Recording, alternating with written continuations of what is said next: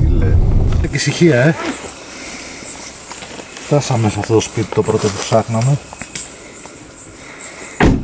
Τα αμάξια να μην είναι κλειδωμένα. Μην τα κλειδώνεις τα αμάξια. Για να μπορούμε να παίρνουμε να βγάζουμε πράγματα. Εδώ είναι το σπίτι. Μην ανάβετε πολλούς φακούς. Κλείστονε μία. Το δωρή κλείστονε λίγο.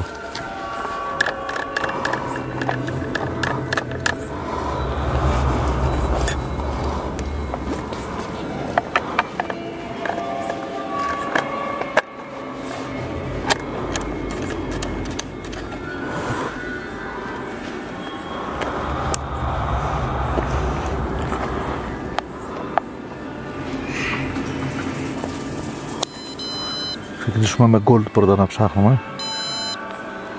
Κοίτα, κατέβησε πάει προς το σπίτι όπως. Για πάμε να δούμε τι.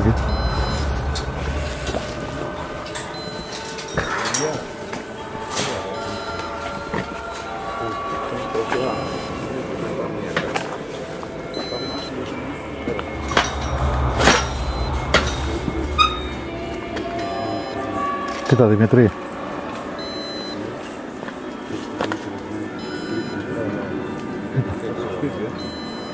Και στα πέντε.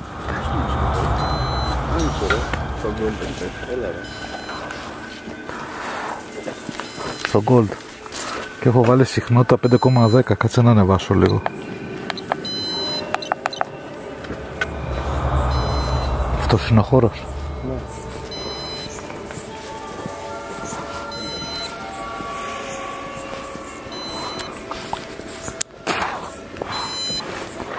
Και τελεία. Απ' έξω να δείξει εδώ.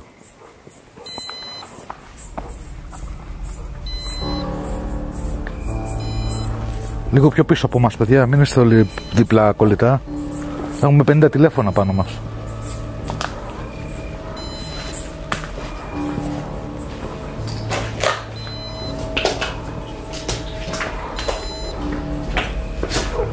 Λίγο πιο ησυχία δεν μπορείτε να προχωράτε ρε παιδιά. Πάτε σαν λες και είμαστε σε... λες και προχωράει στρατόπεδο είναι εδώ πέρα. Πιο σιγά λίγο, χαλαρά.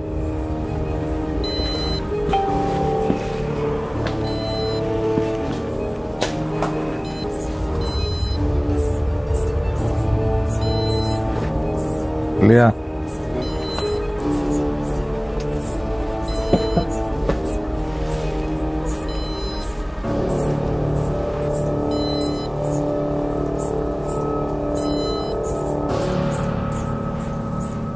Απ' έξω μου δείχνει σημεία.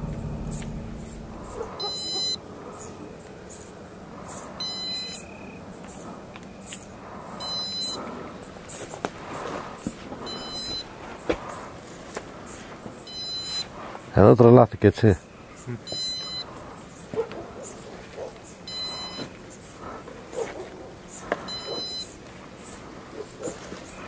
Εδώ έχει τρελαθεί. Στο 6,10 από 5.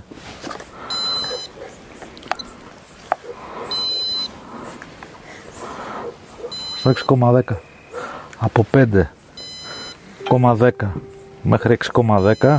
5,5 είναι στα αντικείμενα που είναι επιφανειακά και όσο ανεβαίνεις πιο ψηλά είναι για θαμμένα αντικείμενα γιατί αλλάζει λίγο η συχνότητά του.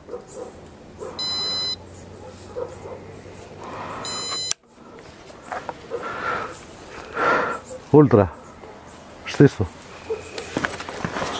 Θα το δω, μόνο να το δω, δεν το πειράζει. Λέγεται έχει νερά από εδώ, για πάμε λίγο.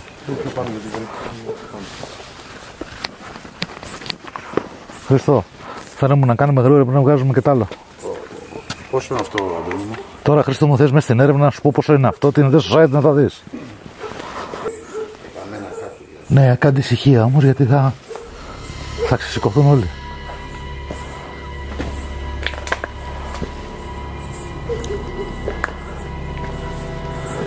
Έλα φέξε εδώ.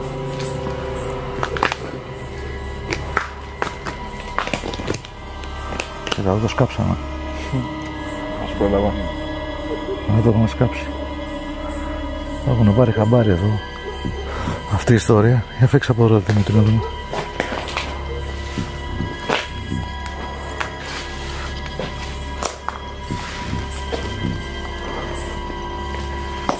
Ηλία, έλα να δεις εδώ.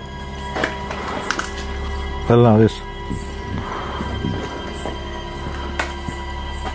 Κάτσε τι κάνανε εδώ.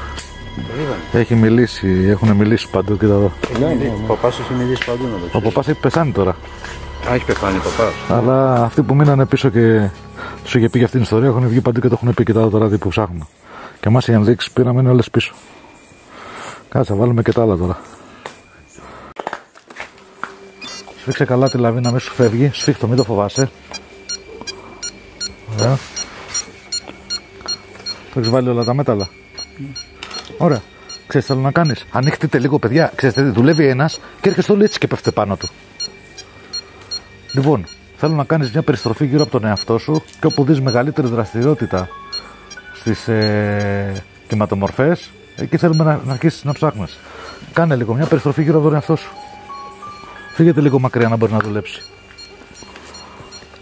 Έτσι, ψάχτω εκεί. Έχεις πουθενά κυματομορφή.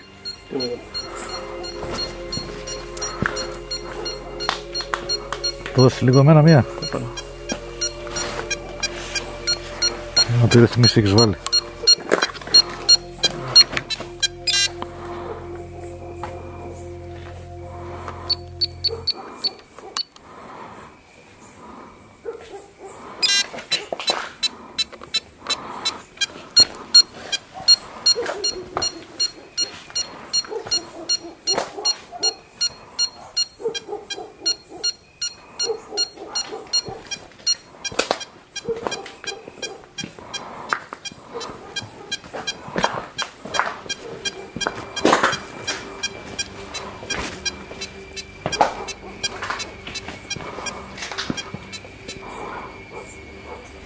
Εδώ μας βγάζει μεγαλύτερη κυματομορφή.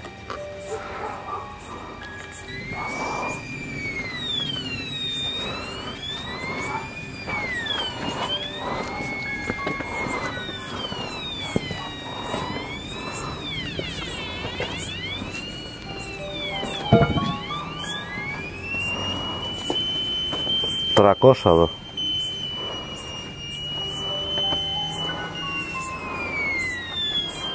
Εδώ μικραίνει. Εδώ.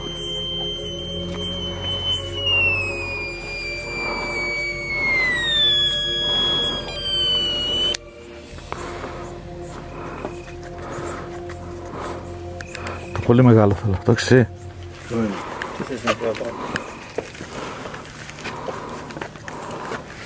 Χριστό, βάστα μου αυτό εδώ.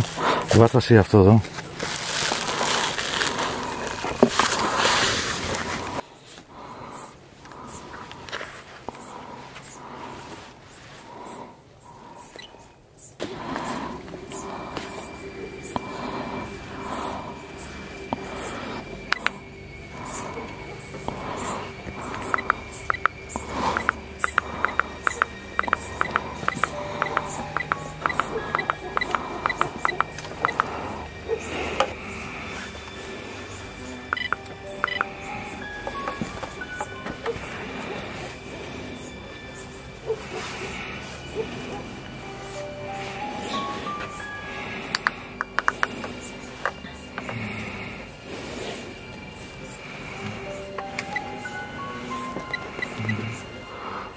Okay.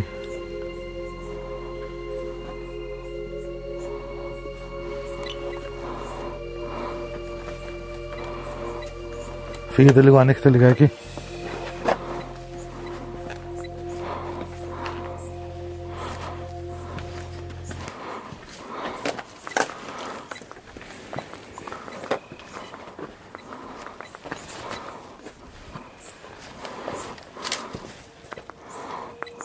Γεωφυσικό και αποστάσεων μαζί.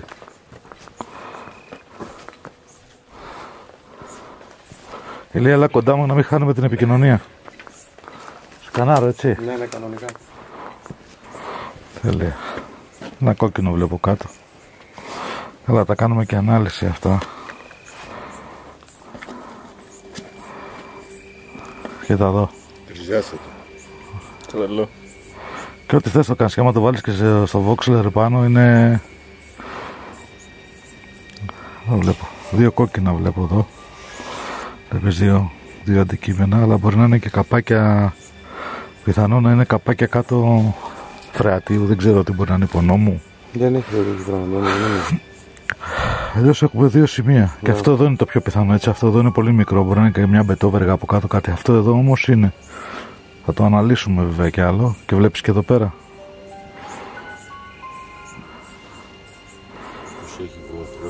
Το είδες?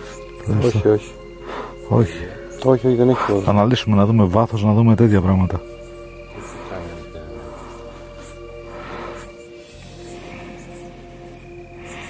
Αυτό εδώ λέω. Ναι. Αυτό εδώ πρέπει να είναι ένα αντικείμενο. Κάτι είναι αυτό τώρα, κουτί είναι, κάτι είναι. Αυτό θα το δούμε και στο τρισδιάστατο πρόγραμμα στην ανάλυση για να καταλάβουμε τι είναι.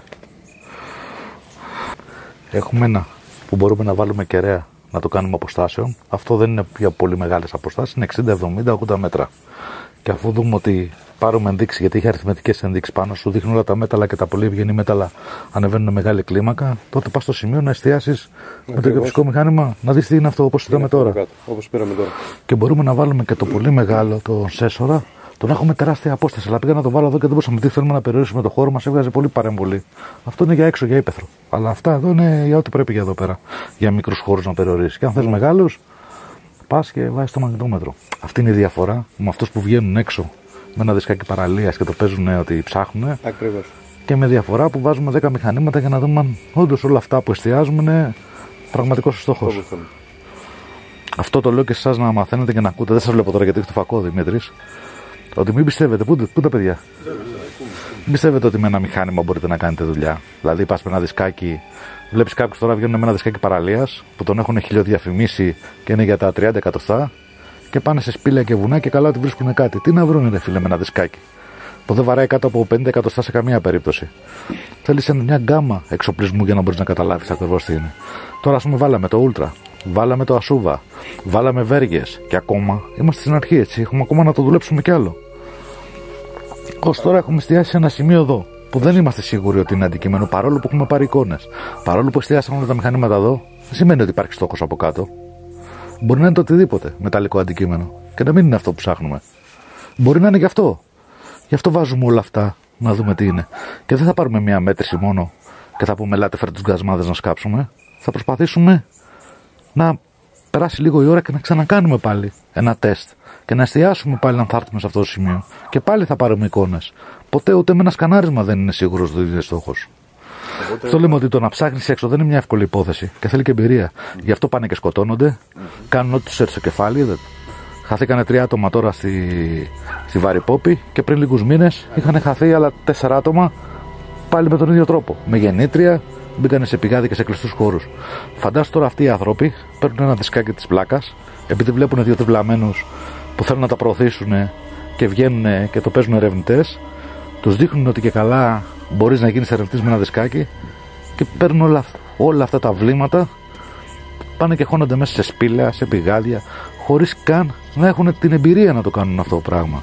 Δεν έχουν ούτε καν εξοπλισμό για να δουν, και όχι εξοπλισμό μόνο μηχανημάτων, αλλά και τον προσωπικό τους εξοπλισμό για τη δικιά τους ασφάλεια. Γιατί τίποτα δεν είναι σημαντικότερο από την ίδια τη ζωή μας.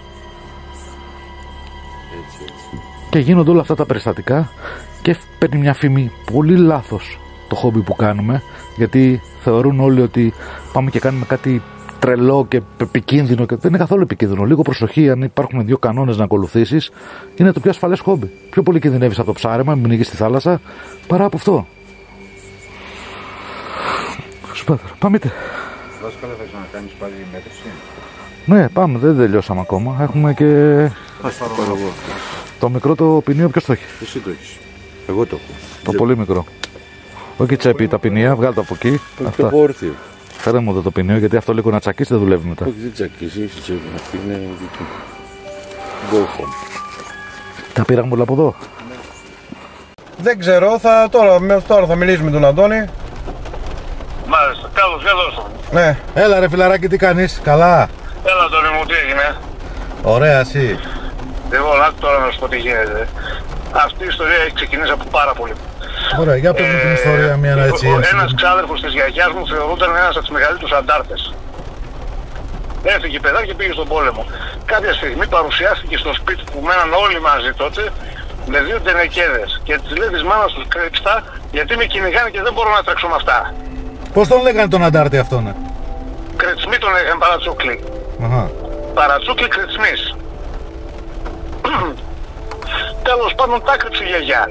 Η γιαγιά μετά από κάποια χρόνια τον σκοτώσαν τον αντάρτη τελικά κάτω προς τη Λιπιάδα.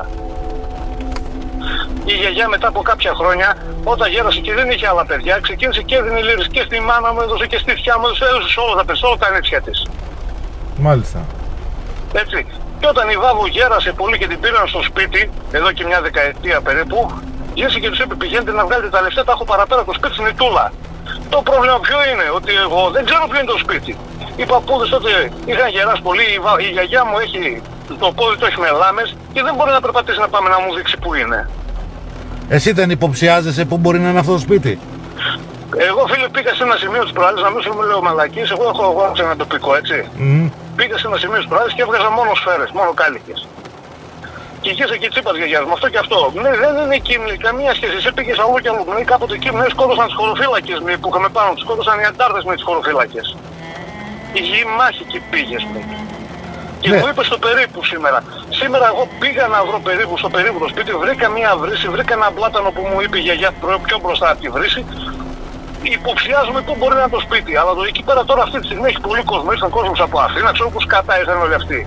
Περίμενε, το σπίτι αυτό που μένει η γιαγιά σου είναι?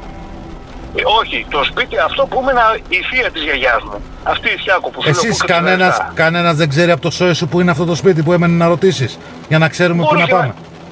Μπορεί και να ξέρουν, ρε φίλε, αλλά άμα ρωτήσω θα υποψιαστούν γιατί πήγανε κι άλλοι και έψαξαν και δεν βρήκε κανένας τίποτα. Δηλαδή δεν είναι κανένας φτιαγμένος. Ναι. Περίπου δεν ξέρεις πού να στραφούμε, ας πούμε, να έρθω να σε βοηθήσω με όλη μου την καρδιά. Τώρα περίπου δηλαδή στα 200-300 μέτρα ξέρω που είναι. Άμα ξέρεις τόσο, εντάξει, δεν είναι. Δηλαδή την ξέρω, την περιοχή την ξέρω.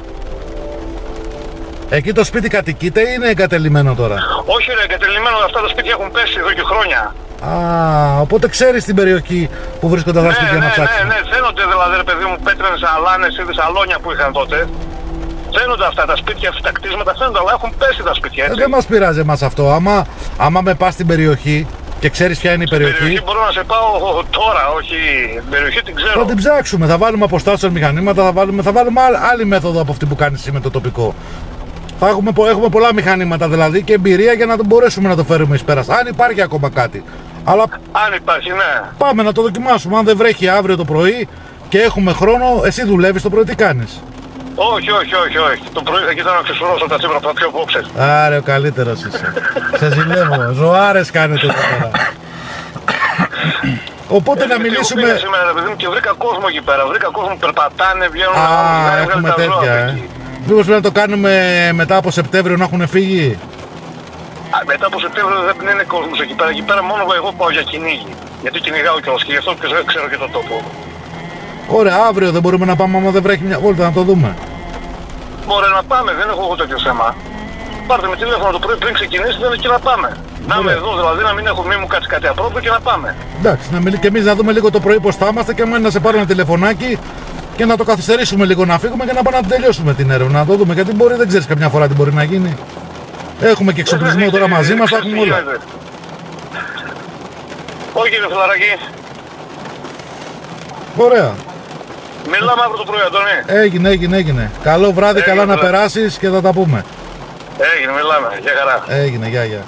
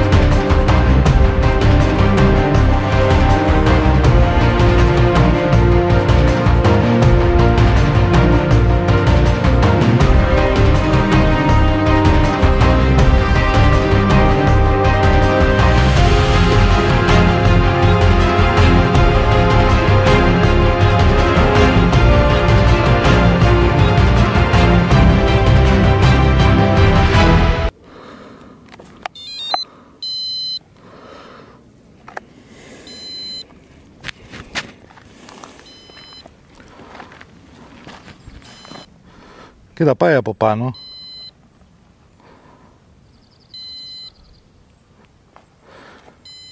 Κοίταξε, κάνει μια σχετική ανίχνευση. Πόσα μέτρα είμαστε πάνω για το σημείο? Δεν είναι 200 μέτρα, Αντώνη, αλλά είναι ψηλά.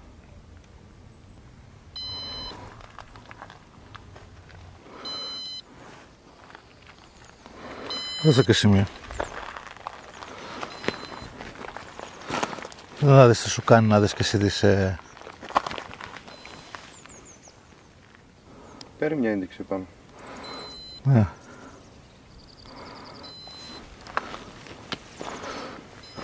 Για πάμε να δούμε και το άλλο.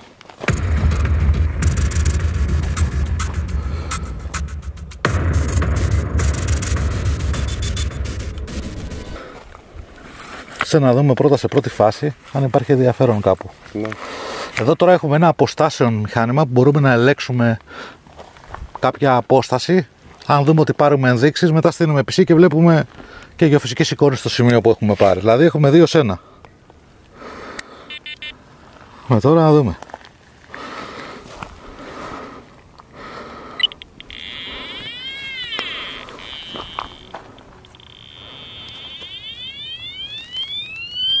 Εδώ έχει πολύ σημασία τα νούμερα που έχουμε.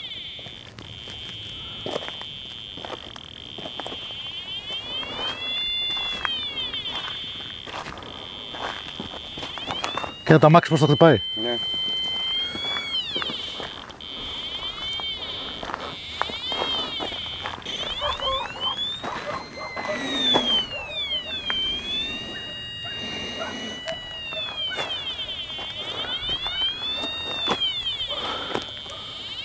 Τέλεια.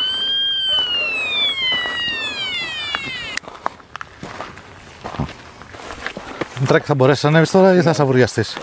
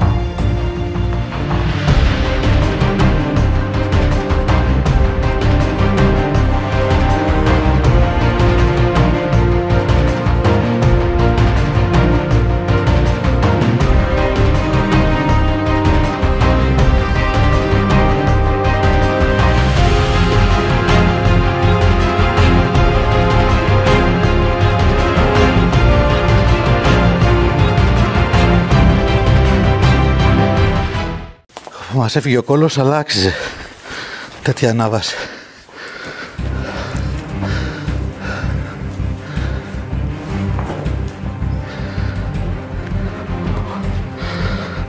Περιτώματα από νυχτερίδες είναι αυτά κάτω.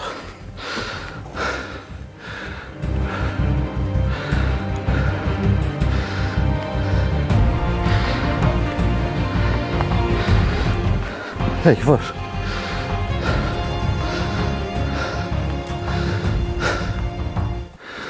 Είναι εκπληκτικό, έτσι. Εδώ ιστορία. Πρόσεξε. Σαν ομοίωμα προσώπου. Αλλά αυτά εκεί είναι από σταλακτίτες. Ναι. Αυτά είναι σταλακτίτες και αυτά που είναι κάτω είναι σταλαγμίτες, δηλαδή το... Η φύση καμιά φορά παίζει παιχνίδια. Φτιάχνει πίνακες.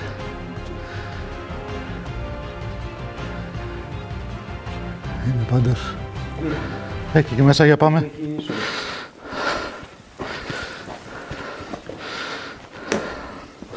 Εδώ μέσα. Ναι. Είσοδο έχει. Έλα, Δημήτρη. Δεν υπάρχει, ρε φίλε.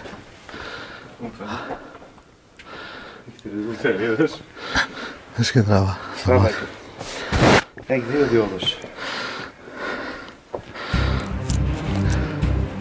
Βλέπεις. Θα μπεις. Να πω πρώτος. Όχι. Έχω πει εγώ. Ας τον είναι κανένα φίδι μέσα και τον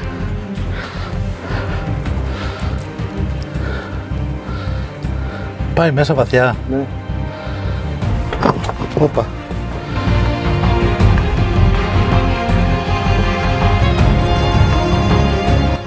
Για προχωρώ πιο μέσα να μπω.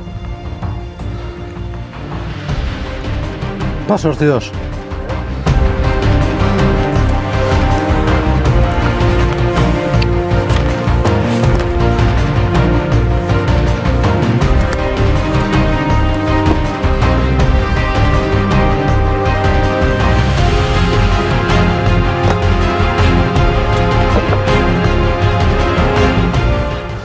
Τι ήταν εδώ, έχει καμιά ιστορία, κάτι? Κάτι υπάρχει εδώ τώρα. Ναι. Κοίταξε πάνω. Ωραία φίλε.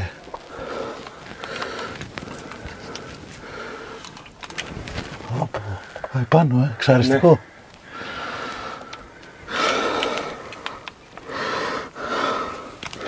Κοιτά εδώ η τρύπα που μπήκαμε δεν φαίνεται.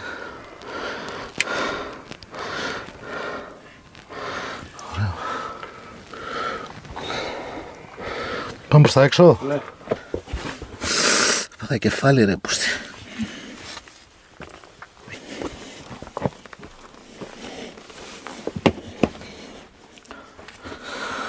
Φάγα κεφάλι. Εντάξει μωρέ. Συνηθισμένα τα βουνά από τα χιόνια. Όλα τα πετρώματα στην Ελλάδα, ανεξαρτήτως που βρισκόσαστε, λέγονται Ελληνίδες. Προφανώς, Ελλάδα, Ελληνίδες. Στην Ευρώπη δεν θα κάτσουν να δούνε, όταν γενικά εξετάζουν τη γεωλογία της Ευρώπης σαν σύνολο, δεν θα κάτσουν να δούνε το κάθε πέτρωμα σε κάθε περιοχή. Οπότε λογικό για την Ελλάδα θα λένε Ελληνίδες, για την Τουρκία λένε Ταυρίδες και για την Ιταλία λέγονται Δυναρίδες. Εστιάζοντας τώρα στον ελληνικό χώρο, οι Ελληνίδες, ανάλογα με το πώς εξελίχθηκαν κατά το στάδιο της δημιουργίας τους, χωρίζονται σε εξωτερικές και εσωτερικές. Οι πέτρες που έχουν μπει εκεί, μάλλον την είχαν κλείσει τη σπηλιά αυτήν, έτσι. Είχαν κλείσει, πιστεύω. Ναι. Μα έχει και φωτιές μέσα. Φαίνεται και μερικά πράγματα που έχουν βάλει φωτιά. Εντάξει, είναι και η όξοδος του εδάφους. Από τα νεράκια από αυτά, οι οξυδώσεις που κάνει. Αλλά φαίνεται σε κάποια σημεία ότι είχαν βάλει και φωτιά. Οι εξωτερικές Ελληνίδες είχαν πιο ήπιο τεκτονισμό. Τεκτονισμός δηλαδή σημαίνει τι παραμόρφωση έπαθαν από τη στιγμή που δημιουργήθηκαν. Οι εξωτερικές Ελληνίδες έχουν ένα πολύ ήπιο παραμορφωτικό γεγονός, το οποίο ήταν ότι μπήκανε στην ορογένεση όταν η αφρικάνικη πλάκα υποβυθιζόταν κάτω από την ευρασιατική. Και ο ωκεανός ενδιάμεσα σε αυτές τις δύο πλάκες λεγόταν της Τυθίος. Αυτός ο ωκεανός λοιπόν υποβυθιζότανε και όταν τα πετρώματα αυτά βρεθήκανε στην προελάβνουσα πλάκα, δηλαδή προελάβνουσα ίσον αυτή που δεν υποβυθίζεται, άρα στη συγκεκριμένη περίπτωση η ευρωπαϊκή πλάκα, τότε τεκτονιστήκανε και πήγανε στην επιφάνεια. και έγιναν βουνά, με λίγα λόγια. Αυτές είναι οι εξωτερικές οι απλές. Αυτή τη στιγμή εσείς βρίσκεστε στις εξωτερικές Ελληνίδες. Μάλιστα βρίσκεστε και στην ήπια μορφή των εξωτερικών Ελληνίδων, καθώς υπάρχει και η πιο τεκτονισμένη μορφή εξωτερικών Ελληνίδων που βρίσκεται στην Πελοπόννησο. Και αυτό γιατί βρίσκεται η ενότητα της Τρίπολης εκεί πέρα που σπάει την ενότητα της Πίνδου. Τώρα τι σημαίνουν ενότητες? Όπως λοιπόν σου είπα, οι Ελληνίδες γενικά χωρίζονται σε εξωτερικές και εσωτερικές, αλλά οι Ελληνίδες είναι για όλη την Ελλάδα. Όμως έχουν ομαδοποιήσει τις Ελληνίδες, τα οποία ξέρουν οι γεωλόγοι ότι αυτά σχηματίστηκαν μαζί, δηλαδή είναι σαν μια οικογένεια. Ότι ξέρω εγώ ήρθε ο Ασβεστόλιθος και μετά από πάνω του ήπια ήρθε ξέρω εγώ ο Ψαμίτης και μετά όλο αυτό τελείωσε με το Φλίσχι. Τέλος πάντων θα σας τα εξηγήσω αυτά. Οπότε όταν έχουν καταλάβει ότι κάποια πετρώματα βρίσκονται γενετικά μαζί, ότι είναι μια οικογένεια, τη λένε ενότητα. Ωραία. Οπότε η ενότητα αυτή παίρνει και ένα όνομα ανάλογα με το που βρέθηκαν για πρώτη φορά. Δεν σημαίνει ότι μόνο εκεί συναντώνται. Όταν εγώ σου είπα πριν ότι βρίσκεστε στην ενότητα Γάβροβου και Πίνδου, δεν σημαίνει ότι αυτά βρίσκονται μόνο στο Γάβροβο και στην Πίνδο. Βρίσκονται παντού. Δηλαδή την ενότητα την Πίνδου τη βρίσκεις και στην Τρίπολη, τη βρίσκεις και ακόμα και σε νησιά, στις Κυκλάδες τη βρίσκεις. Οπότε βγάλε από το μυαλό σου ότι η ενότητα Πίνδου ίσον Πίνδος. Απλά βρέθηκε για πρώτη φορά στην Πίνδο.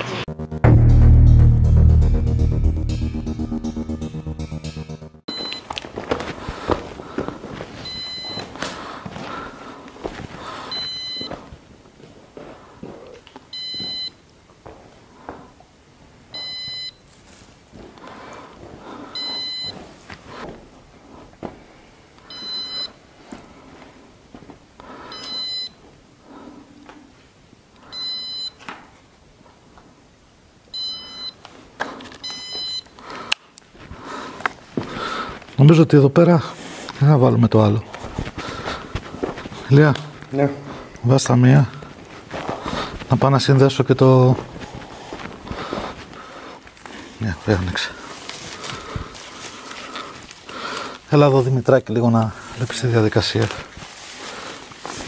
Κοίτα πόσο απλό είναι.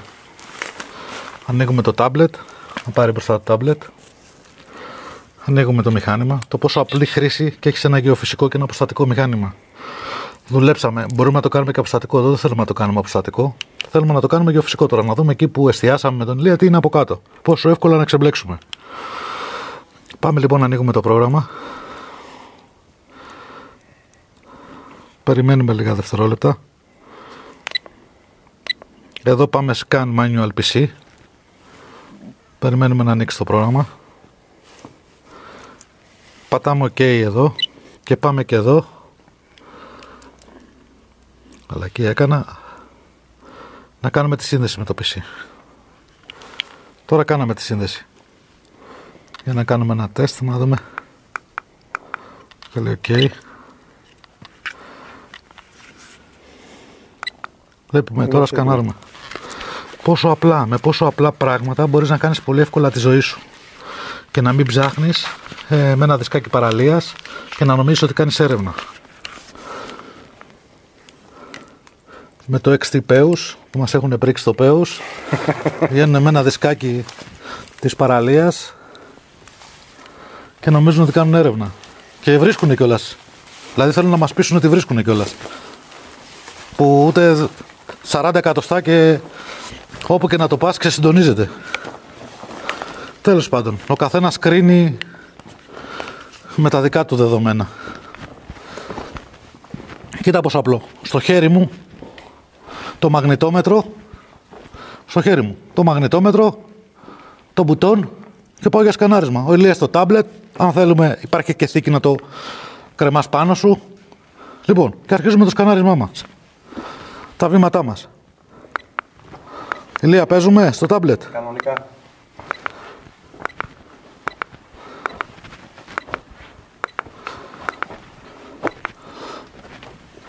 Και με πολύ καλές προδιαγραφές δηλαδή.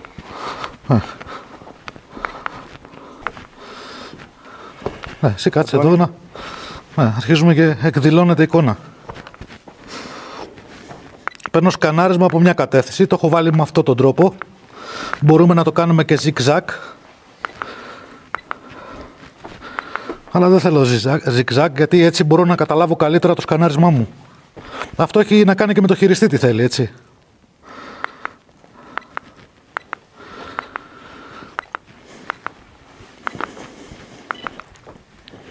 Κοίτα τι μεγάλη έκταση σκανάρουμε και θα το δούμε μετά και στην ανάλυση και στο πρόγραμμα το Voxel.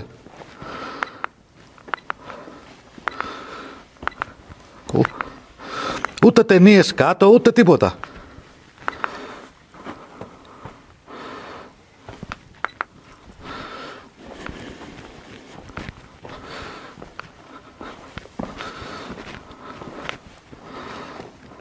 Έχω βάλει βήματα πολλά. Μπορεί να βάλεις όσο θες, να σκανάρεις όλη τη σπηλιά, έτσι.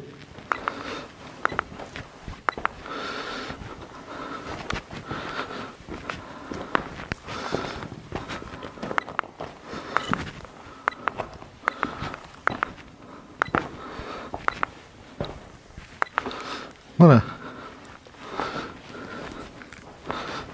Κοίτα εδώ τώρα. Να το τραβήξεις. Εντάξει, εδώ είναι επικλίμακας αυτά που βλέπεις κάτω. Όταν το βάλουμε και το δουλέψουμε έτσι σε πρόγραμμα θα καταλάβουμε το πραγματικό του μέγεθος. Τώρα εδώ μας δείχνει ότι έχουμε ένα μεταλλικό αντικείμενο.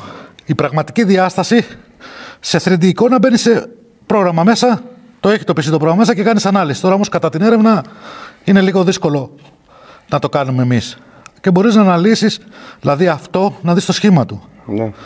Να γίνει σε τρισδιάστατη εικόνα. Κάτι που το γυρνάς όπως θέλεις, το επεξεργάζεις όπως θέλεις, το μεταφέρεις σε PC άλλο για να έχεις τα δεδομένα σου και μπορείς να δεις το βάθος, τον όγκο του αντικειμένου, το τι είναι κάτω.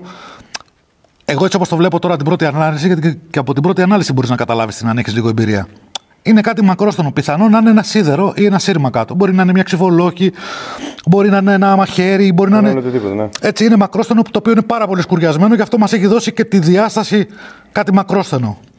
Και εδώ βλέπουμε την οξύδωσή του. Και κάποια πολύ μικρά που είναι εδώ που είναι ασήμαντα. Αυτό δεν το κοιτάμε καν. Εδώ είναι αυτό το κομματάκι που είναι το πιο πολύ κόκκινο. Το δίπλα είναι η οξύδωσή του και είναι η μαγνητική του πόλη που το ανοίγουν εδώ. Μανάτο, η σκιά του. Αυτό το πράγμα είναι ο στόχος. Εδώ τώρα αν είχαμε το πρόγραμμα θα το τραβάγαμε προς τα κάτω τρισδιάστατα και θα βλέπαμε ακριβώς τι είναι. Μπορούμε εδώ τώρα να παίξουμε με τα χρώματα, να το κάνω πιο έντονο για να καταλάβω το τι είναι. Έχει διάφορες ρυθμίσεις που μπορούμε να κάνουμε για να έχουμε την πραγματική του εικόνα, το αντικείμενο. Έτσι εξασφαλίζει το να μην σκάβεις και να ξέρεις σίγουρα τι ψάχνεις. Έτσι ακριβώς. Γιατί τα δεδομένα σε μια έρευνα είναι να μπορείς να καταλάβεις τι έχεις κάτω για να μην χρησιμοποιείς συνέχεια αγκασμά. Όχι ότι είναι λάθος τεχνική ο αγκασμάς, είναι από τις πιο αξιόπιστες τεχνικές. Αλλά τώρα το έχουμε κάνει από χτες το βράδυ, είμαστε σε συνεχόμενες έρευνες, είναι πολύ δύσκολο να σκάβουμε παντού. Και δεν θέλουμε και να προδίδουμε το σημείο. Γιατί πηγαίνοντας και σκάβοντας εμείς έτσι και δεν το τελειώσουμε, έχουμε δώσει σε κάποιους το σημείο 0. Οπότε δεν το πειράζουμε καθόλου μέχρι να είμαστε 100% σίγουροι.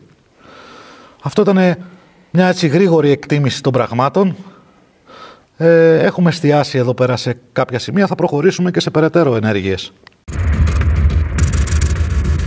Δείξτε αυτό, τι ήτανε? Ένα μεταλλικό αντικείμενο. Παλιό φαίνεται. Για πάμε. Λοιπόν, μπορούμε να φτιάξουμε τώρα τα μέτρα που είμαστε εδώ. Ναι. Τα μέτρα είναι 300 και 50 οι δέσμοι. Να τα αλλάξω? Το κάνουμε πιο λίγο? Πες τα μέτρα κάτω πιο λίγο. Μέτρα. Το έχουμε 300 το λιγότερο. 600 το έβαλα, κάτσε να το κάνω 300 και η δέσμη είναι στα 50, είναι το μικρότερο που έχω βάλει και εδώ μέσα. Και έχουμε βάλει gold. Για πάμε να δούμε τι θα δούμε.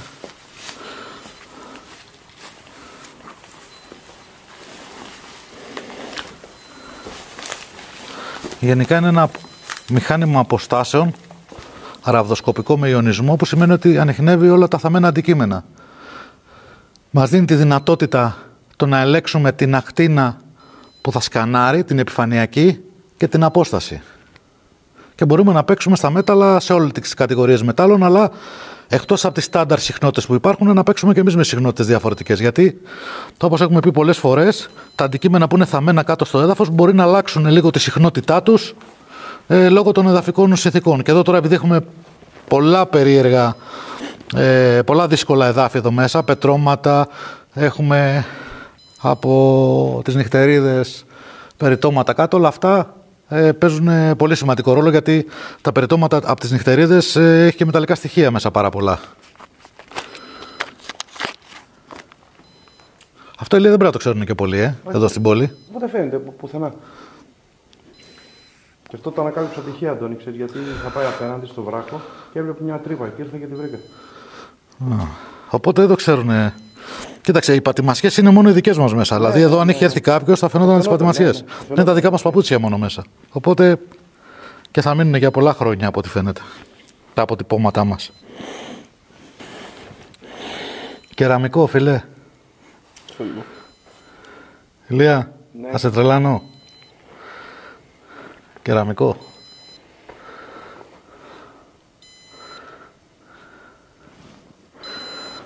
Κεραμικό, φίλε. Κι άλλα. Διάσπαστα κάτω. Εδώ εκδηλώνει πολλά πράγματα. Εγώ ψάχνω. Και ξέρεις και τι άλλο υπάρχει σε αυτό το σπήλαιο που σίγουρα δεν το ξέρει κανένας. Πετρώματα. Και πετρώματα, παιδιά, υπάρχουν εδώ. Αν ακολουθήσουμε τις οξυδώσεις των βράχων, θα ανακαλύψουμε και πετρώματα αξίας. Και γενικά σε όλα τα σπήλαια μέσα υπάρχουν και πετρώματα κρυσταλλικά, τα οποία έχουν τη δικιά τους αξία. Και άλλα κεραμικά. Εκεί, φίλε, γεμάτο κεραμικά είναι κάτω. Άλλο, κοίτα εδώ. Κοίτα. Κεραμικά.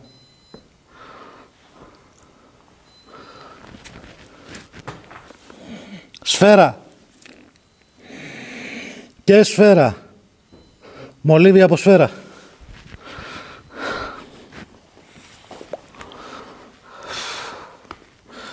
Εδώ αυτές οι οξυδώσεις, Δημητράκη, άμα οι γεωλόγοι και αυτοί που ασχολούνται με τα πετρώματα ακολουθούν αυτές τις οξυδώσεις συγκεκριμένες και φτάνουν στα πολύτιμα πετράδια που υπάρχουν. Θέλει κάποιες ιδιαίτερες γνώσεις να έχεις, αλλά μέσα σε σπήλαια είναι πολλοί που κάνουν αυτή τη δουλειά, ψάχνουν να βρουν πολύτιμα πετράδια. Και η Ελλάδα είναι πλούσια σε ορυκτά. Πάμε. Κατεβασμός είναι πιο εύκολος.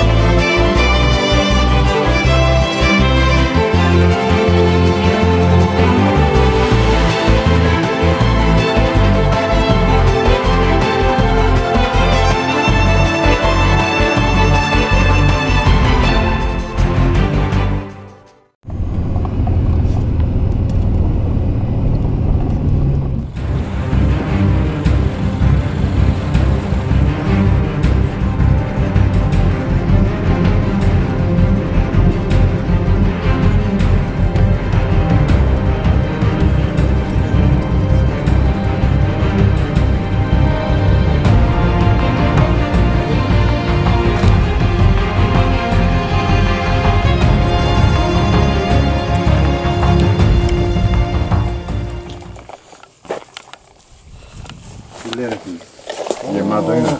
Έλα Δημητράκη, πάρ' το με το... Για εδώ. Όσοι μου σπέσουν γυαλιά μέσα και τέτοια. Για έλα το δω. Για κάντε λίγο να τραβήξετε. Πω ρε παιδιά. Τι είναι το νερό. Αυτά είναι. Πόσα μέτρα είναι. Πόσα μέτρα είναι. Πόσα λες. 22-23. Αυτά 30 μέτρα κάτω. Πόσα? 30. Για βρέσε, έχει τη φακό. Ναι, με βάσκει. Ο κύριος είναι παλιός. Με το κινητό. Όχι, τον οποίο δεν έχω εγώ εκεί. Αποκλείεται με τον νόμο. Δεν βγαίνει εκεί μέσα. Πάνω 50. Χαός. Υπάρχουν μαρτυρίες. Υπάρχουν βιβλία. Με.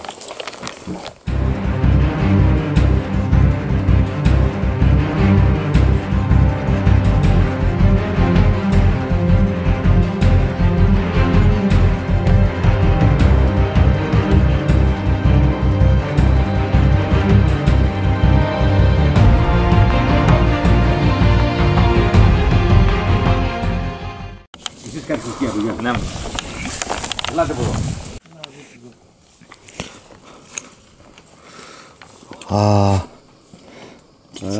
Φίλε. Έχει καταπαχτεί μέσα ρε φίλε. Α, θα σκύψουμε να περάσουμε.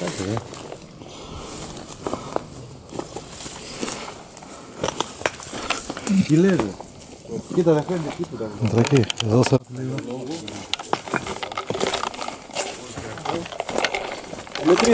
Έλα. Έλα εδώ να δεις πλάνο. Ωρε φίλε.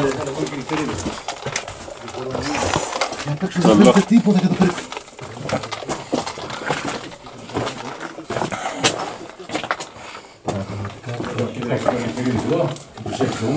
Πόσα χώρια. Πάρε την οροφή, κοιτάξτε. Εδώ με κάθισε στην πόρτα γιατί περνάνε και εδώ.